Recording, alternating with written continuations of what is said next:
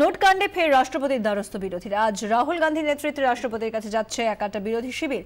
থাকছে তৃণমূল এবং বামেরাও। বেলা 12:15টায় রাষ্ট্রপতির সময় দিয়েছেন। দলের সব সাংসদকে হাজির থাকার নির্দেশ দিয়েছে তৃণমূল শিবির। আজও রাষ্ট্রপতির কাছে নোট বাতিল কাণ্ড নিয়ে অভিযোগ জানিয়ে আসবেন বিরোধীরা। শীতকালীন অধিবেশন শুরুর দিনই রাষ্ট্রপতির দ্বারস্থ হন মমতা বন্দ্যোপাধ্যায়। তাকে সঙ্গ দেয় আম আদমি পার্টি, শিবসেনা। ছিল না কংগ্রেস, বামেরা।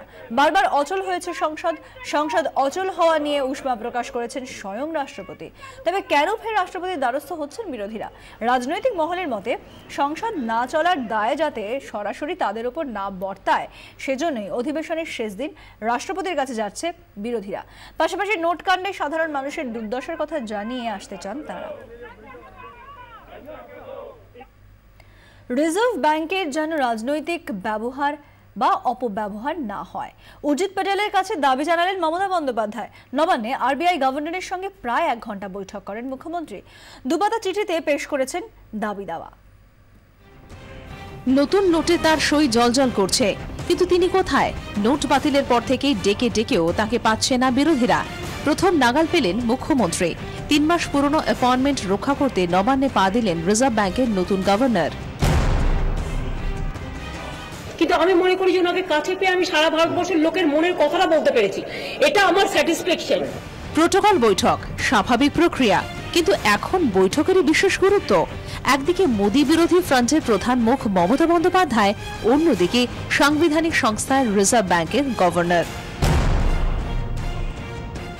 আমি মনে করি যে রিজার্ভ ব্যাংক এটা একটা ইনস্টিটিউট, আমরা এটাকে রেসপেক্ট করি।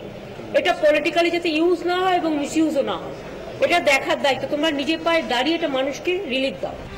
উর্জিত প্যাটেলের হাতে 2 পাতার চিঠি তুলে দিয়েছেন মুখ্যমন্ত্রী। ধরিয়েছেন 3 পাতার দাবি সনদ।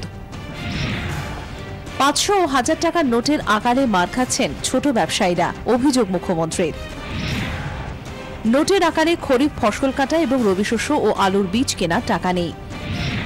নগদের অভাবে ধসে পড়েছে মাঝারি এবং ক্ষুদ্র শিল্প, গভীর সমস্যায় অসংগঠিত ক্ষেত্র।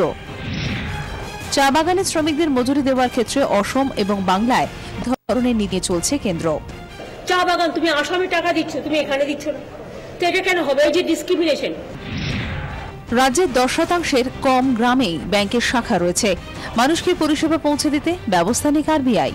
তোমরা এমন করে দিলে যে জিএসটিটাও আজকে অথই জলে চলে গেল, ডাবল ধামাকা। এটা আমার 25% আর্নিং কমে গেছে। নতুন নোট বন্টনে কেন্দ্রের বিরুদ্ধে বারবার বৈষম্যের অভিযোগ তুলেছেন মুখ্যমন্ত্রী। উর্জিত প্যাটেলের কাছে তার দাবি, কোন রাজ্য কত নোট পাচ্ছে তা খোলসা করুক আরবিআই। আমি বললাম যে দেখো তোমরা কোন স্টেটকে কত টাকা দিয়েছো, এটা ওয়েবসাইটে থাকা উচিত টু মেনটেন দ্য ট্রান্সপারেন্সি। আমি যে কথাগুলো বলেছি তার উপরে উত্তর দেওয়াটা আছেটা কি? বলতে তো পারবে না যে আমার সাথে ডিফারেন্স অফ ওপিনিয়ন হতে পারে। আমি যেটা বলেছি, আমি তো অন বিহাফ অফ পাবলিক কমনার আমি এটা বলেছি এবং তথ্য দিয়ে বলেছি। দেখুন, অ্যাজ এ গভর্নমেন্ট অফিসার ও হয়তো এটা বলতে পারে না, বাট অনেক সময় মনে হয় যে silence is the golden than silver. Note বাতিলের প্রতিবাদে দেশ জুড়ে একাধিক বিরোধী দল সরব।